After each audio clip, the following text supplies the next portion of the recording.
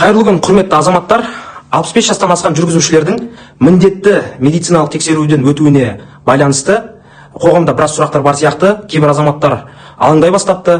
Алаңдамаңыздар, бұл мәселеде ең маңызды сұрақтар бойынша қарапайым тілмен түсіндіргім келеді. Ең алдымен жиі қойылатын сұрақ, бұл жаңа талап па деп сұрап жатыр. Жоқ.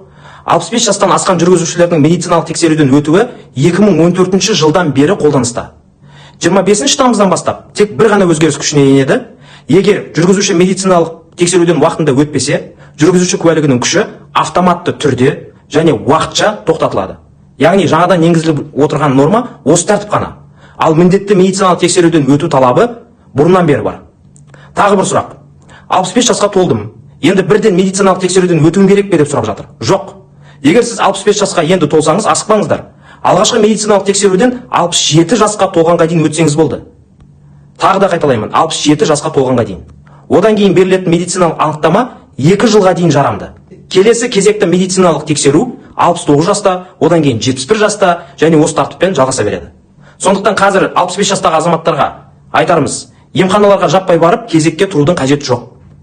Міндетті медициналық тексеруден 67 жасқа жақындағанда сабырмен асықпай өтсеңіздер болады.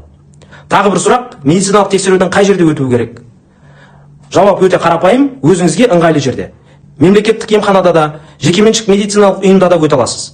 Тұрғылықты жеріңіз бойынша немесе басқа қалада да өте аласыз. Ең бастысы, медициналық ұйымның мұндай тексеруді жүргізуге рұқсаты мен мүмкіндігі болу керек. Медициналық тексеруден уақытында өтпеген жағдайда не болады?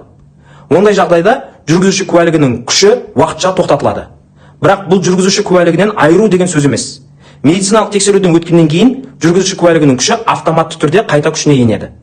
Тағы бір нәрсеге тоқталайын.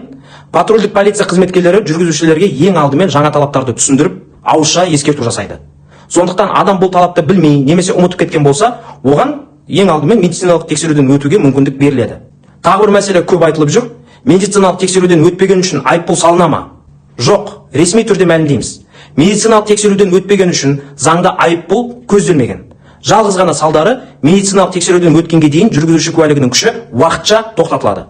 Ал тексеруден өткеннен кейін оның күші автоматты түрде қайта күшіне енеді. Соңында тағы бір сұраққа тоқталайын.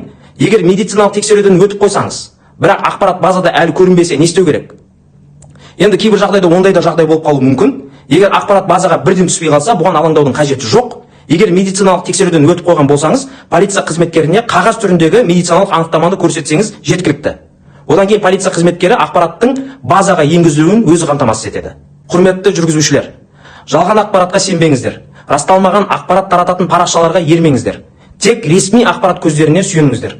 Егер қосымша сұрақтар туындаса, біз барлық өзгерістерді алдағы уақытта да қарапайым әрі түсінікті тілмен түсіндіруді жалғастырамыз. Назарларыңызға рахмет.